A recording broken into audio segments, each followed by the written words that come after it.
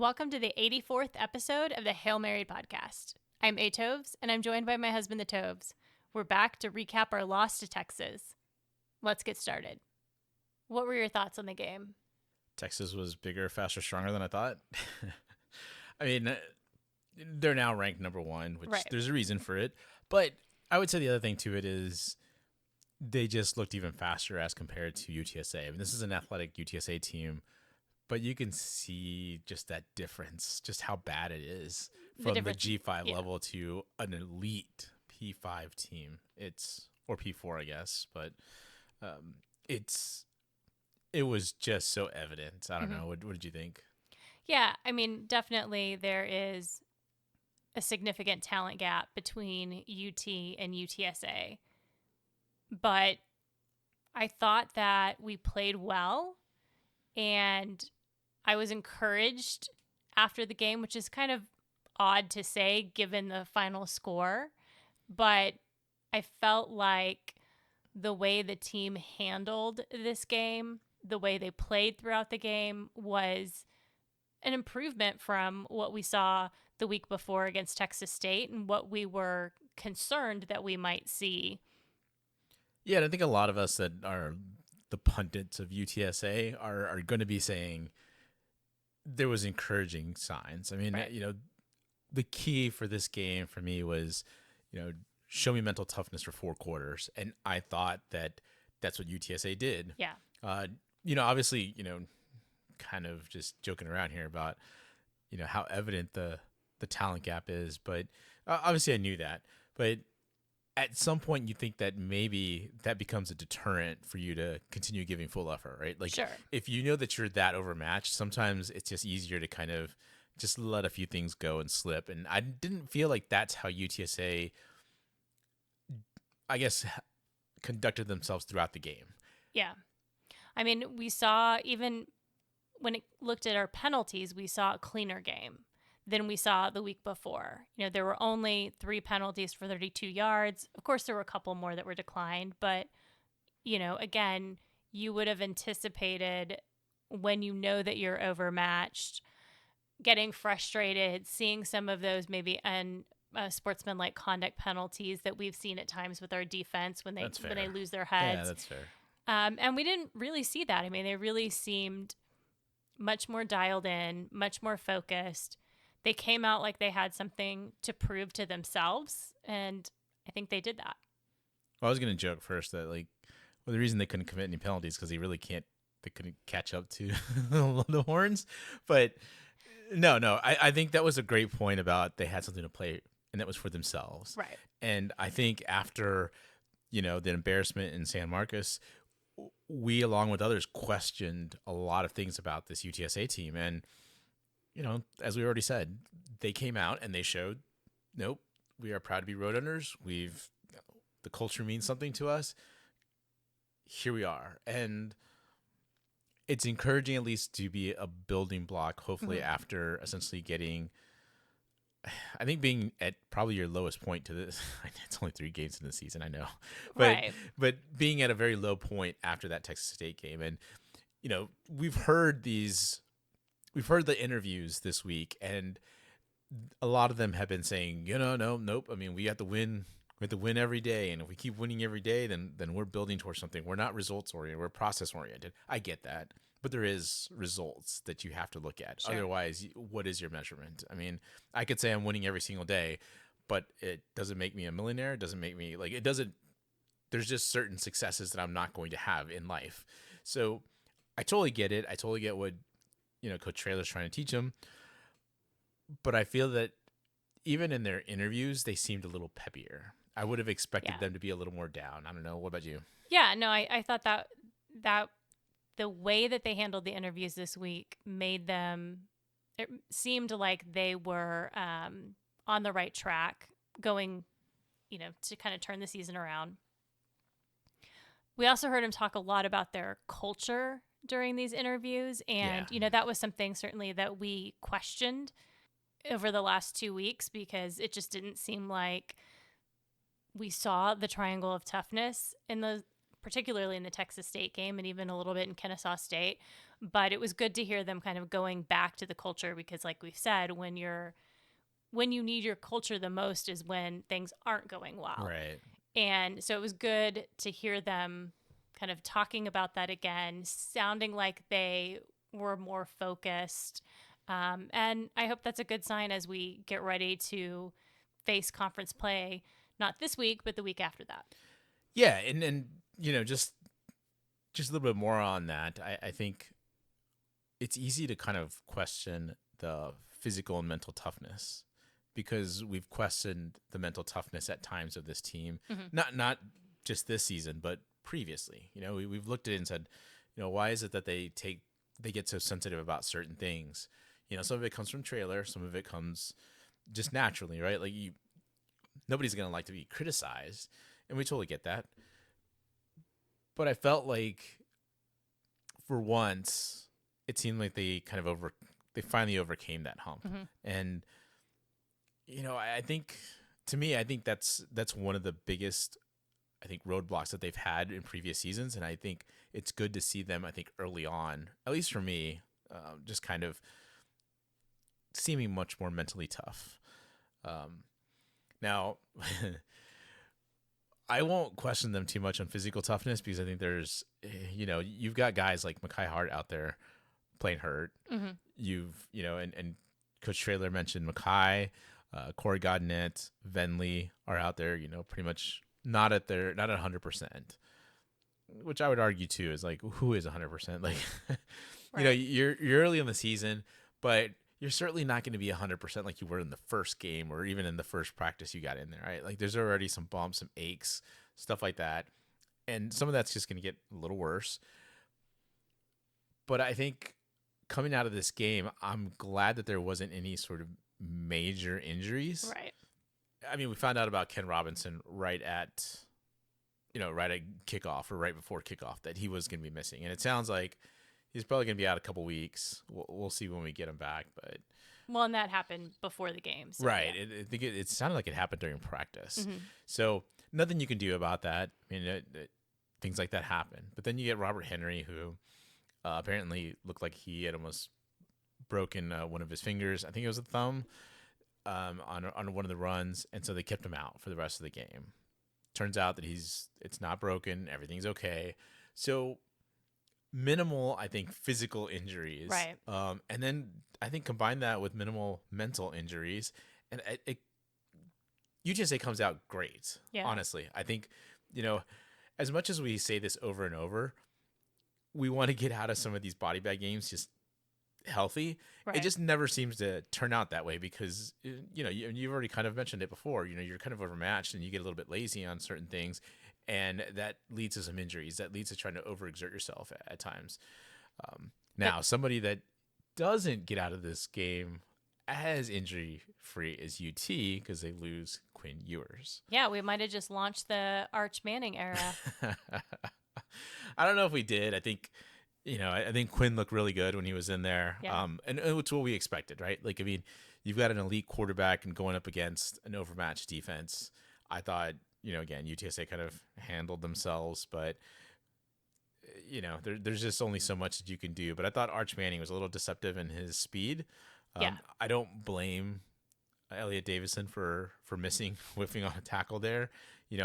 I watched Oklahoma and Tulane, and Oklahoma's quarterback, who I think probably is a little more athletic than Arch, made a couple of Tulane defenders, and Tulane's got a really good defense.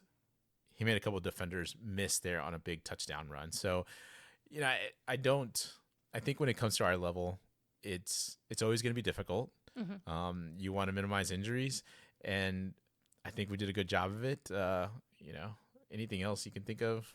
Well, I was just going to say on the Quinn Ewers injury, it was kind of interesting because, they've diagnosed it as an ab strain, but it almost seemed like he had also hurt his arm. He goes up to throw at one point, and you see Donye hit it. Right. And then from that moment on, after he walks off the field, like he doesn't, use his arm to high five. He's kind of holding it gingerly. So I don't know if that was just incidental or if it's that plus the ab strain. The ab injury, obviously, you couldn't really see. But it was interesting because they kept kind of talking about that after Danye hit him. And then the next thing you know, it's like, oh, it's abs. So it'll be interesting to see really what the long-term prognosis is for Quinn. If I can't imagine that he just was holding his arm like he was and not wanting anyone to kind of touch him if it was just sort of like a bruise or something.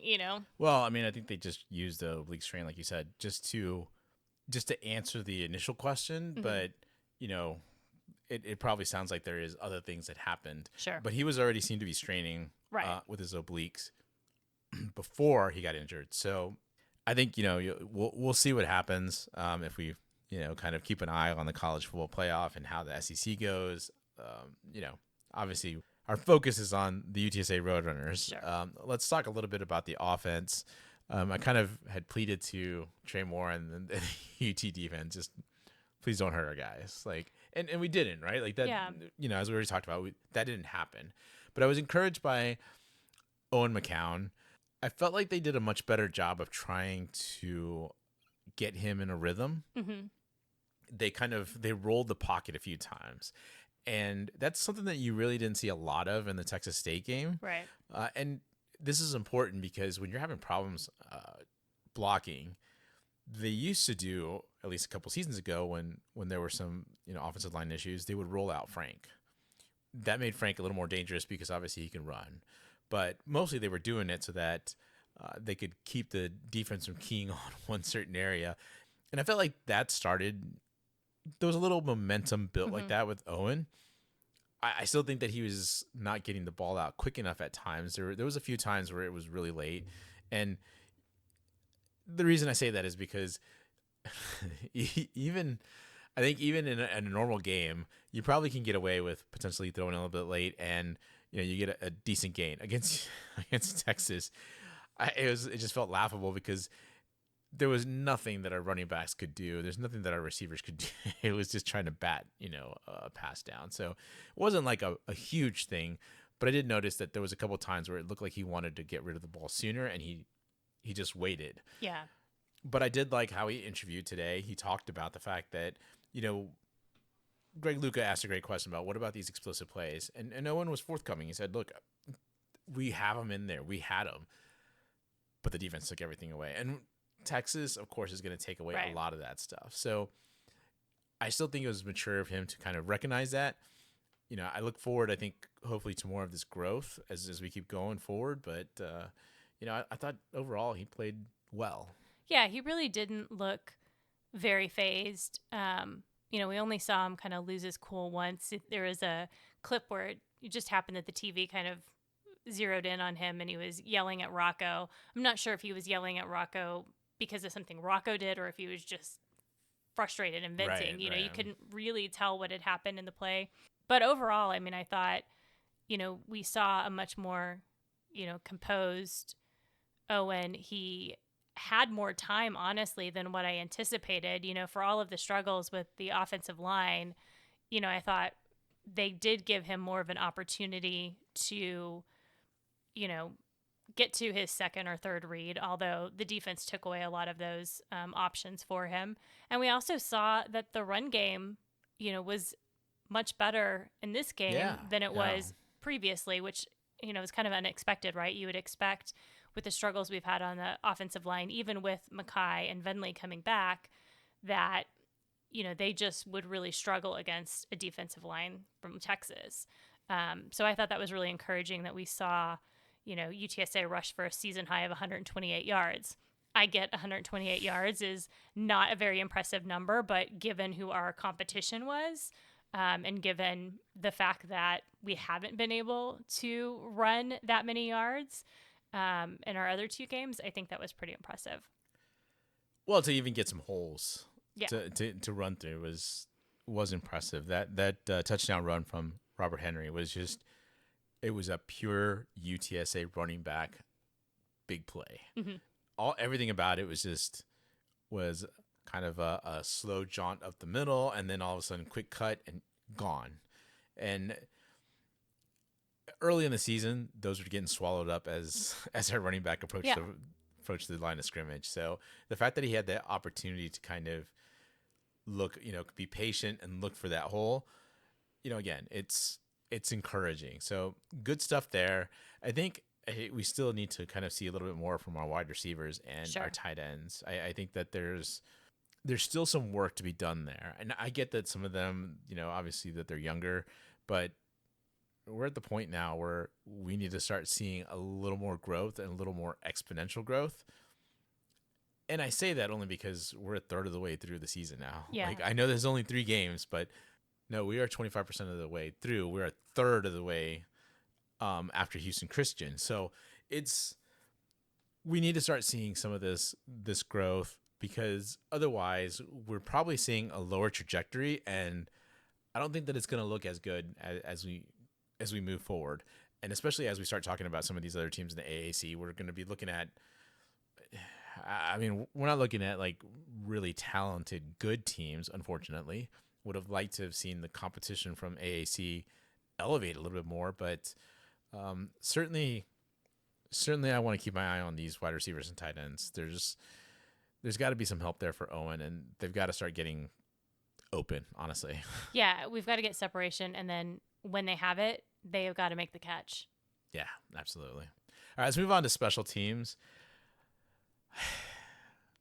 Yeah, unfortunately, this is one of those areas where we did not see the improvement that we were hoping for. Thank you for starting that off, because I wasn't sure how to start this off. And it's not because overall special teams is awful, right? Like that's not where we're at. I thought that they covered well. I thought they did well in terms of the kick coverages. I mean, again, we're giving a hard time to our punter, but the reality is that he came out and he improved. Cale Hogan is a good punter, but again, give him a little bit of time. I don't think he was expecting to punt as many times as he did. Probably not. Beginning of this season. And the fact that many punts, it'd been, I think, since like 2019 anyway. So when I compared him to Lucas Dean's first season, that was one of the things I pointed out. There was a lot of Lucas was out there punting quite a bit. Cale's punting quite a bit this season. Yeah. And it's not that we don't want to see him. It's just that it just means that our offense isn't moving. And I don't know. What did you I think obviously our problem, I think, is clearly with the field goal kicking. But what did you think about, I think, what Traylor had said about some of the field goal issues? It's kind of interesting because he referred to it as field goal operations. And, when they ask him specifically about Chase Allen and tried to identify, it seems like something's different with Chase.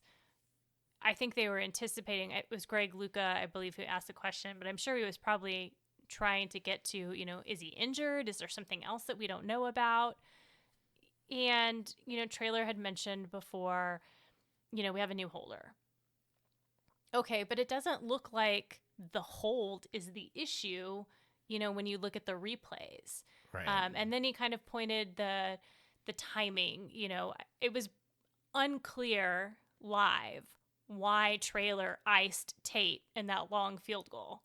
He came back, even in his post-game presser, I was really unclear about what had happened. But then ultimately he said, we were facing a delay of game and we weren't set. And that's the reason why we had to take the timeout. So some of those things, it's a little surprising that if it's really the timing, that would be an issue, because that seems like something that you could drill over and over again in practice, that you could go through in practice. If he's really concerned about Cale as the holder, you have David Amador as your backup holder. He's injured, but he could probably, hold the ball. It doesn't seem like that would be something that would be tied to his hamstring. Right. Maybe, depending on if the field goal goes wrong and you need him to pick it up or something. But you also have other options with backup quarterbacks who can step in and, be the holder. So, it almost makes you wonder if there's something else going on, and Traylor just doesn't really want to give us the real answer for whatever reason. Or maybe he's just as befuddled as the rest of us. I agree because I feel like if it was just Cale Hogan, you make, like you said, you make that change and then don't look back. And that's nothing on Cale. I mean, Cale's a punter, right? Like Yeah, I that's mean, the that's punter does not have to yeah, be the holder, you know? right. And so there does seem to be like something else to it. I'm with you. I think that there's something going on with Chase Allen that we probably don't know because the ball's not. It's looked like he's been aiming more than he's been actually given Hmm. a full kick. And I told you that for I think it was the second field goal attempt that he had against Kennesaw State. It looked like he just kind of half kicked. Like there wasn't Yeah. too much to it. So I don't know. I mean, I think if like you said, if there's really that much of a problem, and if what is it? Is it that during practice everything's great, but then the lights turn on and Cale Hogan all of a sudden doesn't know how to like put the essentially put the ball down for Chase. I mean, it's I think, though, that if that was really the issue, you would be able to see that on camera. Like, it almost lends itself more, in my thought, it's did something happen where maybe Chase had an injury and he's overcompensating, or he's, you know, because he doesn't necessarily trust his body that he's healed?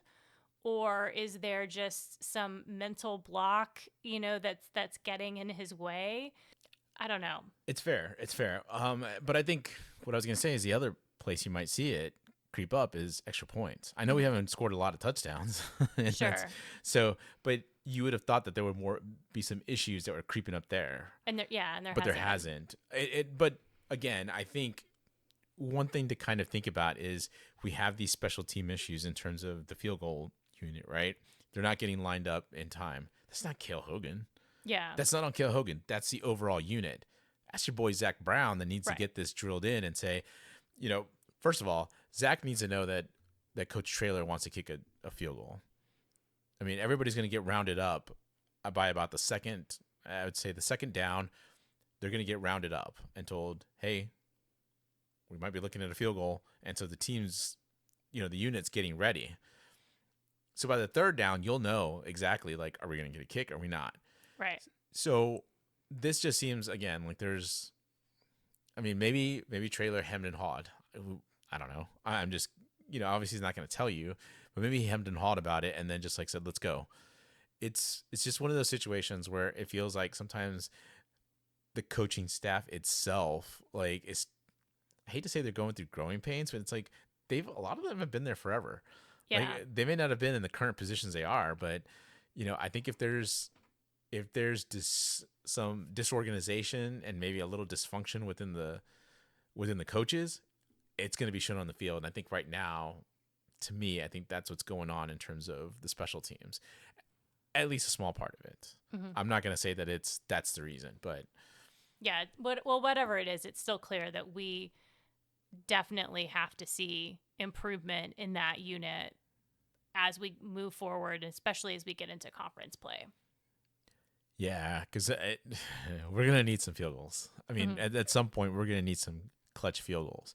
And again, I mean, we're not talking about a freshman kicker. We're talking about an experienced field goal kicker. So I don't know. Well, we'll see, and we'll keep an eye on it. I don't think we'll learn a lot here against Houston Christian, but Right. it could still, if it comes up again, much like you said, if you said other times, if it keeps coming up, now that's just a trend. It's no Yeah. longer just An something. anomaly. Yeah. Yeah. Let's go to the defense. Obviously, I had said that Quinn Ewers is terrific quarterback. I kind of mentioned before that I thought the defense held their own. I thought the defensive line did really well. I mean, Yeah. we've touted the defensive line. Obviously, you know how much I like Joe Evans. I know how much I like those big guys up front. I would say that I was surprised that they were able to hold their own as much. And it's not because I don't think that they're talented or not, but when you're going up against some big time 5-star recruits, and I mean, I know that the UT offensive line isn't all 5-star recruits, but for the most part, you get some of the cream of the crop here, Hmm. and they did well. I thought they really did well, and I know that they kind of talked about, especially Traylor, kind of mentioned the secondary having issues. So let me ask you this: in your gut reaction after you watched the game, did you really feel like the secondary had a ton of issues. That kind of surprised me because I didn't necessarily feel like we had a bunch of missed assignments. I mean, I know there had to have been some because it's been mentioned so Sure. many times. Yeah. It just seemed like we got beat based on speed more than anything. I mean, we tripped a couple of times. I mean, that is what it is, right? Yeah. Yeah. But I didn't really feel like, we had a situation where there was a big play and it was like, how did we leave this guy all by himself, you know, wide open or whatever? I agree. I didn't. I mean, you're talking about two quarterbacks for Texas that it was an accuracy that I don't think we're not gonna see at all during the rest of the season. Right. And there was a level of wide receiver and of offensive player we're not gonna see. So to your point, I didn't see it either. Again, we're kind of limited because we were watching this on TV. So I mean, I think if we were in person, we might have been able to see the whole field a little better Sure. and say, okay, look, there was a miss there. There was a miss there. But I felt like the way that trailer talked about it, it just made it sound like we were the Keystone Cops back there. Yeah. like we're just running into each other and we just don't know. Like one guy goes in motion and the entire secondary goes with them, right? Like that's not what's happening. So Right. it just feels weird, and kind of why I wanted to ask you about it. Otherwise, I mean, did you feel like that there was really any big major issues that you saw from the defense? No, I mean, again, look, if you look at the score, certainly that's how you feel, based on the score. But, we had two great takeaways from the defense. Unfortunately, the offense couldn't do anything with that. Yeah. But, we saw Owen Pee-wee with an interception. He returned it for 11 yards. And then you saw Christian Clayton force a fumble that was recovered by Brevin Randall. I mean, the fact that we got those two takeaways, I thought that was great. I mean, look, I know that Owen Pee-wee, that might be the easiest interception he gets. Sure. But let's be honest. You've got 100,000 people in that stadium, and the fact that he was able to focus enough to make sure that he got the ball and brought the reception in. I know that seems like a small win, but you know what? UTSA right now needs those small wins. How do you drop that interception? We're probably talking about like, oh, there was some missed opportunities. Mm-hmm. And there were missed opportunities. Obviously, you already talked about the two turnovers and, the offense doesn't do anything with them, but we would have, I think, felt a little bit worse. So good to see that Owen Pee-wee interception, be able to bring that ball in, secure it. That's what I was trying to go for earlier when I was losing my words. But I think overall, it's going to be interesting to see some of these MAs and the missed assignments they kept referring to. Right. Jamal said it right after the game and made a point, to make sure it was emphasized. And then further UTSA defensive players have discussed it this week. So as you said, it's clearly on their minds and clearly something that they see. And I think let me tell you this, I think it's a testament to them that they're hiding it well enough that we may not see it, at least catch it with the naked eye, but that the fact that they know and they seemed intent on fixing these mistakes. Again, not to keep rehashing this, but the improvement from San Marcos to Austin, they did a great job. They did a great job in figuring out how to come in and do their best to minimize as many issues as they have. So yeah, the other great thing I thought was just getting Donnie back, seeing him out there, seeing him healthy. He recorded 3 tackles and a sack. I thought we weren't really sure the nature of his injury, and he kind of declined to comment on that in his post-practice interview this week. A little surprising. Yeah. So we don't really know still what the extent is, but, he really looked like the Danye we expected. So, hopefully that means he's fully recovered. And the only reason I say a little surprising, because the way that Coach Traylor talks about him, he's like, he's got enough words for everybody. So you would have thought that he would have just blurted it out. Yeah, right? exactly. Yeah, the only thing that I thought was really interesting, kind of going back to your comments on the secondary, there was a lot of commentary about Ken Robinson's absence and his communication when he is on the field, and the fact that they really miss that communication from him. And then when they were talking to Zay today, he mentioned that, Ken is like their quarterback on defense. And I just thought that was an interesting comment because, you know, typically when you hear someone say the quarterback on defense, they're talking about a middle linebacker. But in this case, Zay was talking about Ken Robinson, who's a safety. And we've heard the same thing from people referring to Rashad when he was in his role as a safety. So I just kind of thought that was an interesting comment because that's not typical of what you would hear from a defense. And I guess my question to you is why do we see the safety as the quarterback on defense at UTSA versus the middle linebacker like you would see at other teams? Well, you had a bunch of guys that were secondary guys that are saying that he's a quarterback. And I think it's mostly because he's the one telling them how the opposing offense is lining up and what he sees. So they're making changes. And, he's probably communicating who needs to hand off to what. So, that I think is sort of a quarterback, I think kind of seen as sort of the voice, the leader of a defense. But I think overall, you're always going to see the linebacker that's going to be the guy that sets up and gives the actual defensive call out.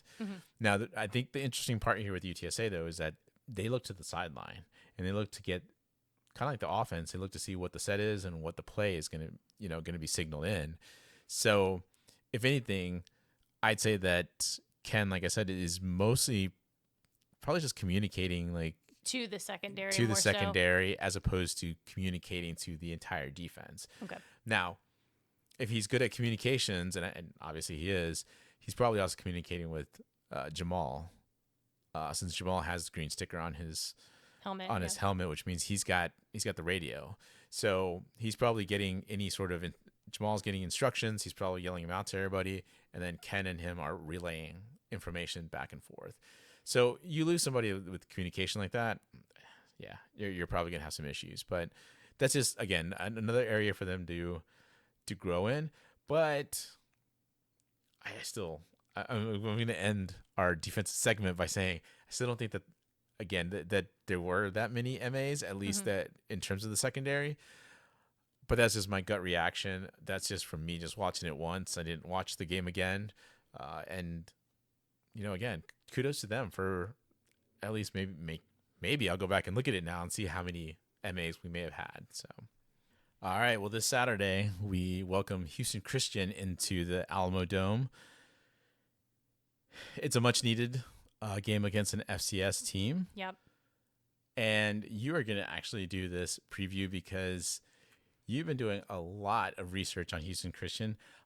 A lot, too, because your boys at Tarleton were able to play on. So you definitely watched that game and got a lot of insights. So go ahead.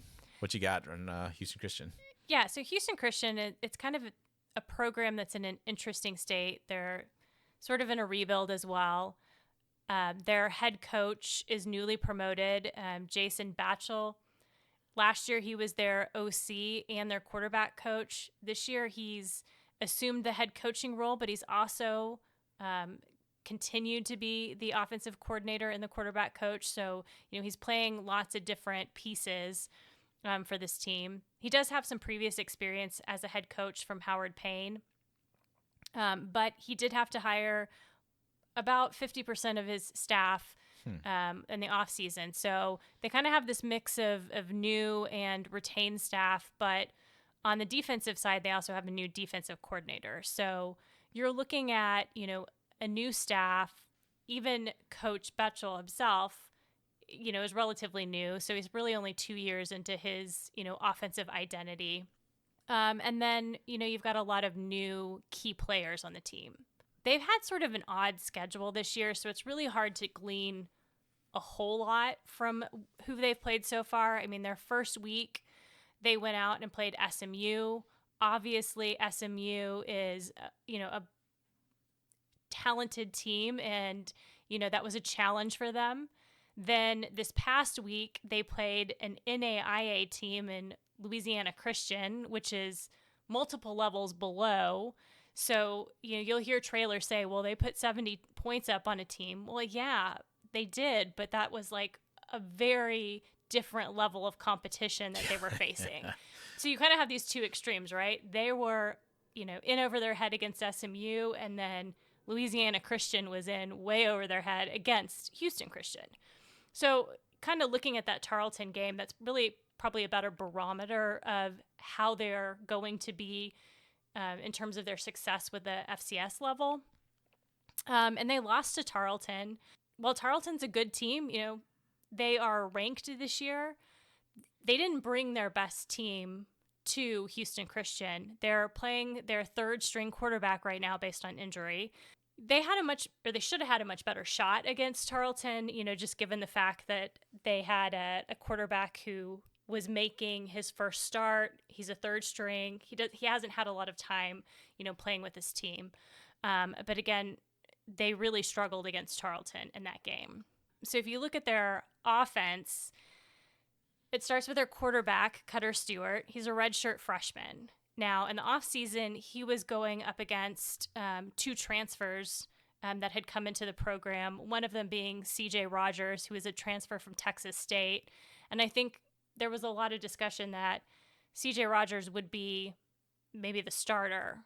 In that game against SMU, they went ahead and started Cutter Stewart. He made some bad decisions. They brought CJ Rogers in to replace him pretty early in the game. And then after two drives, CJ Rogers got knocked out. We know he has a concussion. I'm not sure if the concussion occurred in the game or afterwards, but we haven't seen him since. So it's likely that Cutter Stewart is going to be the guy that we're going to see on Saturday. Again, he's a redshirt freshman. He has about a 43% completion rate, 4 touchdowns, 4 interceptions on the season. He's not very accurate. He's made some bad decisions when he's under duress. I think because he's more of a pocket passer, he's not really one who is prone to run. I think he's going to struggle against our defense. They have been also struggling trying to get their run game going. They do have a talented running back in Champ Dozier. He's a redshirt freshman from TCU who has a lot of talent, but he's been injured, so I don't anticipate that we're going to see him this game. More likely, we're going to see some run production from Jesse Valenzuela, who's a senior. He's a 5'11", and Calvin Hill, who UTSA fans might recognize. He spent the last couple of seasons at Texas State. He had initially transferred to UTEP in the spring, but instead ended up coming to Houston Christian. He's a redshirt senior as well. They have some talent on their wide receivers, but they did lose most of their top receivers from last year. So look for A.J. Wilson. He's a redshirt sophomore, 6'2". Calvin Wiggins, he's a transfer from SMU. He's been at HCU the last couple of years, but he's also got some good height. He's a senior. He's 6'4". And then Deuce McMillan. So again, they have some talent on their wide receiver unit, but when you're talking about an inaccurate passer in the quarterback, they may not necessarily get a lot of opportunities to make some impressive catches in this game. I fully expect that HCU's offense is really going to struggle to get a lot going against our defense. And then on the defensive side, again, they have a lot of new personnel. They lost a lot of their top tacklers and their leaders in sacks and interceptions from last year.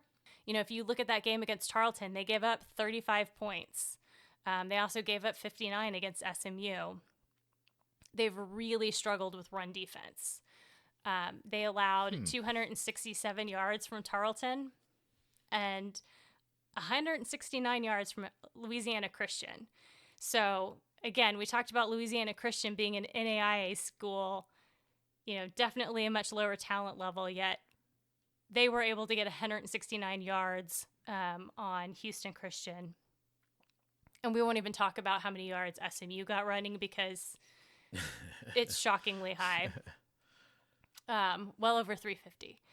So, again, I would expect that we've talked a lot about UTSA, about them needing to get their run game going. This is going to be a really great opportunity for us to do that. If we don't see, a number that's north of 200 yards, I think that'll be a disappointing day in terms of our run game. Some other key players to look for on defense: senior linebacker DJ Harris. He's a transfer from Tarleton. Right now he has 19 tackles, 1 sack, and 2 tackles for loss. Their other linebacker is a junior. His name's Brandon Hay. He previously played at West Texas A&M. He has 14 tackles and 1 tackle for loss, notably in the SMU game, so somebody to keep your eye on. Ashton Williams is a redshirt sophomore cornerback, has some good height on him, 6 feet. He has 14 tackles and 3 pass breakups. And then their safeties, while on the shorter side, both of them are 5'10". Xavier Toliver and Samaj Brown, they're both pretty quick.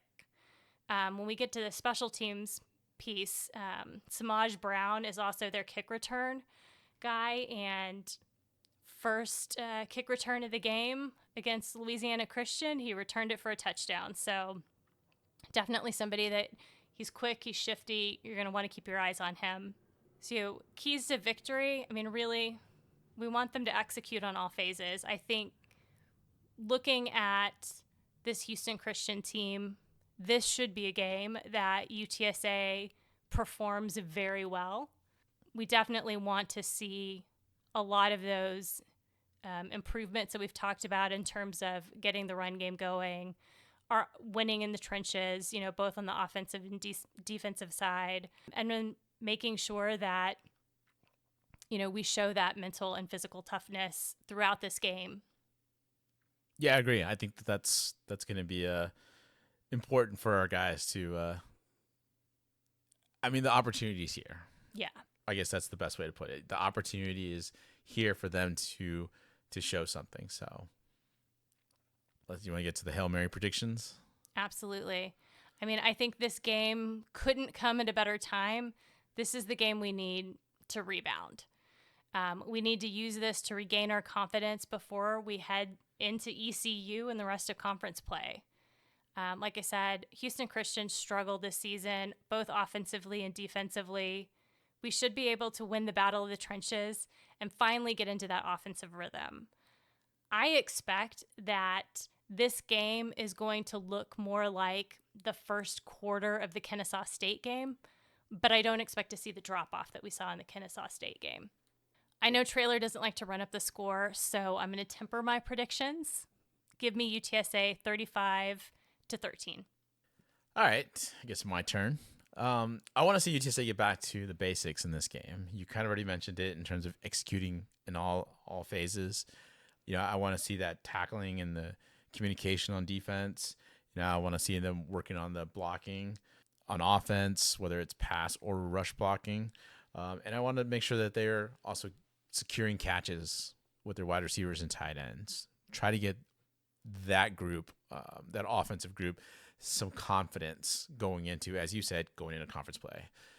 And finally, I want to see a clean game from the special teams personnel. I feel like, I don't want to say this is a get-right game, but it feels like the opportunity for it to be a get-right game.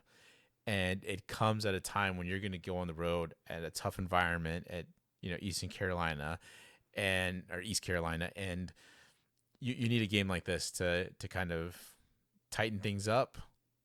Go to East Carolina, whatever happens there, and then you get to a bye week. So I think it's important that they continue to.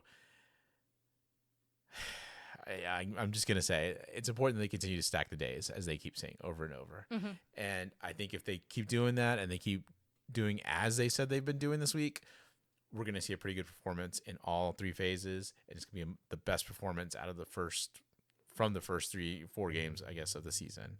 So I'm with you. I don't think Coach Traylor and the offense are going to really wow us with a big score, but I think it'll be dominant enough that even though we're going to look at the score and say, that could have gotten a little more out of hand, it didn't. So give me UTSA 34-7 over Houston Christian. All right, before we go, let's talk a little bit about UTSA soccer. Disappointing, because it was a loss to UAB, 2-1. ended up being a penalty kick that did in our Roadrunners. Mm-hmm. But the captain returned. I know there's more than one captain, but to me, the captain returned. That was Olivia Alvarez. She played some limited minutes in the first half, but it seemed like she got to have expanded minutes in the second half. Mm-hmm. So it's gonna sound weird, but I kept looking to see where she possibly had something wrapped up, and it looked like on her right leg there was a wrap, and I don't remember her having a wrap there Right. before. So, you know, it's always weird kind of saying, "Oh, you're trying to check out one of the players to make, to see like where they could be injured," right? But, Yeah. you know, it's just unfortunate because I'm hoping that it's not something. Lingering. Yeah. She did really well in terms of with her crosses. She's the one that assisted on the goal. She assisted to Addie Johnson. Addie again, Yeah, 2 weeks in a row, right? Two two games in weeks a in a row, row. Or yeah, 2 games in a row. She has now 3 goals for the season. So really impressive. and a young player. I Yeah. mean, that's the thing is that like as we're seeing some of this, we have the captain who's obviously a senior on in her last season, but she's assisting to one of the younger players. And there was certainly a lot of good opportunities for this UTSA team in the first half. UAB really slow played it. I think they were afraid to take any chances. And then in the second half, after UTSA scores, UTSA kind of stays on their, I would say, on their front heel for a few minutes afterwards. And then UAB all of a sudden turned up their pressure. Right. And that's where it really started falling apart for UTSA because our younger players, and honestly, just most of our players, struggled with the fact that they didn't have any, I would say, any good passing options. Imagine how we've talked about, Owen McCown and where he's looking for his receivers and nobody's open, right? There's no separation. Um, in soccer, you're looking for space, and UAB did a very good job of closing that space up and just constricting UTSA. So there was a lot. I felt like UTSA got into more of a just kind of kicking the ball away, Mm-hmm. and you want possession. You don't need possession necessarily to win this game, but for UTSA, they had been doing a good job of keeping possession and really moving and stretching this UAB defense. Overall, obviously, like I said, things don't go well. But I think UTSA also got out of this a little cleaner than I think they should have. Oh yeah. They lose 2-1, like I said, but there was 3 handballs. The third one that was finally called and in the penalty box, and that got the essentially the game winning penalty kick for UAB. And their UAB's first goal was off of a penalty right at the edge of the box, right about the middle of the field, and it's not very easy to defend that Right. if you're Jasmine Kessler. So, there was 2 other handballs that felt much more obvious than the third one that they finally called for UAB. Those first 2 they just seemed obvious to me. It just felt like, I mean, I saw that and I'm up here in the stands. Right. So anyway, it was a tough go for our Roadrunners, but they're gonna be back this week against on Thursday, September 19th, in Greenville, North Carolina, against ECU. ECU is 4-1-3 on the season. Last year they ended up second in the East division of AAC, and they ended up 4th overall. They're a pretty good soccer team, and I think it's going to be a tough game for UTSA there in Greenville. I look forward to visiting Greenville in a couple weeks, but Yep. hopefully our ladies are able to at least put some pressure on ECU because they're 0-1 in conference right now, and like to see them get back in the win column. I suppose we have to talk about the elephant in the room, conference realignment. Yeah. Seems like these days we can't not talk about a potential conference realignment, right? Where are we going? Texas State going? Where's Rice going? Where's UTEP going? Like, it just feels like every day there's a new home for UTSA, for Rice, and I know that there probably isn't a lot of people saying, "Oh, Rice is going somewhere or UTEP's going somewhere." It's all dominoes. Right. Once one starts moving, everybody else starts moving. It's everybody wants to find a different home and jockey themselves. Yeah. So this week, it's the Pac 2 trying to go back to be the Pac 12 again. Right. UTSA obviously is a name that's being thrown around there. The question is, are we going to get an invite? And then the second question is it really worth it to UTSA? Yeah. And I think there's a lot of differing opinions. One of the things I think the casual listener, casual fan needs to keep in mind is that when they talk about the Pac 12, it's no longer a P5 conference. This isn't the Pac 12 of 2 years ago. Once it got rated by the Big Ten, it's essentially a G5 or G6 program, if you will. So there is no automatic bid for their champion in the college football playoffs. And I think that's just a big piece to keep in mind, because getting an invite from the Pac 12 2 years ago would have been a really different scenario than getting a potential invite from the Pac 12 today. Yeah, I'd agree. I mean,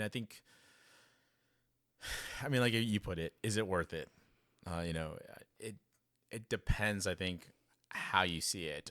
Again, like you said, the casual fan will say, well, there's a history to the Pac-12. There's at least some sort of branding to it. So there is a prestige to it. But again, because those other teams, those other schools aren't there, you've got Oregon State and Washington State. And now they've rated the Mountain West Conference, brought over 4 teams.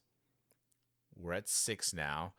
Now it's who else in different regions, specifically as far as the Central Time Zone, if that's how you want to, if you believe rumors that they'll go as far as the Central Time Zone, that's where UTSA comes into play. And things like the merger with the Health Science Center, the investment that UTSA was already making with the AAC, those are the kind of enticing things that the conferences are going to look at and say, I'm interested in this team or this school. And I totally understand, the desire to go ahead and go for it. But I think that there's one thing that we're right now not sure of. Yeah, I mean, the second piece that's missing is there's no TV deal for the Pac 12. Right. So when you evaluate whether to make a change in conference, one of the first things you always hear people discuss is the value of their TV contracts. And there is nothing right now for the Pac 12. Now, of course, the assumption is that once you add these final few teams, there will be a deal, and that depending on who those teams are, that will increase the value of that contract. But, it's kind of hard right now to compare apples to apples between the Pac 12 and the American, because you know what you have if you're UTSA from the American. Right. You know what you can get in the future, but you really don't know yet what the Pac 12 can offer you. And they may be asking you to make a commitment before they can really give you $1. And to leave what you've got, that, I mean, it almost feels like, you're like a day-to-day for us. Like, right. We're leaving for a job. Do you leave your current job for the new job? Yeah, the first question you ask is, are you going to pay me more? Right. Do I get a better title? Do I get better benefits? Yeah. Exactly. So I to your point, I don't know, because we haven't heard that there is any sort of TV deal, because that's lacking. What does the Pac-12 offer? Mm-hmm. Going back to the first thing you're saying, like what exactly does the Pac-12 offer as a conference for UTSA to really be inspired to join them?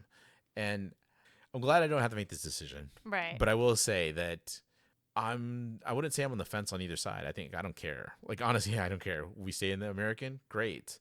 I think there's a way to, if you stay in the American, there's going to be an opportunity to maybe, and I think we're assuming here again, but I think there's an opportunity to renegotiate getting a full TV payout. But what does that look like if, say, Memphis and Tulane leave?